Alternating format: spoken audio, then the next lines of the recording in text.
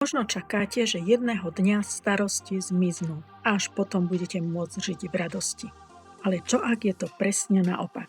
Radostný život nezačína vtedy, keď starosti odídu. Radostný život začína rozhodnutím. Rozhodnutím, že aj napriek starostiam si vyberáte seba. Svoj pokoj, svoje srdce. Ak sa v tomto spoznávate, napíšte teraz do komentára idem do toho. Nie pre mňa, pre seba.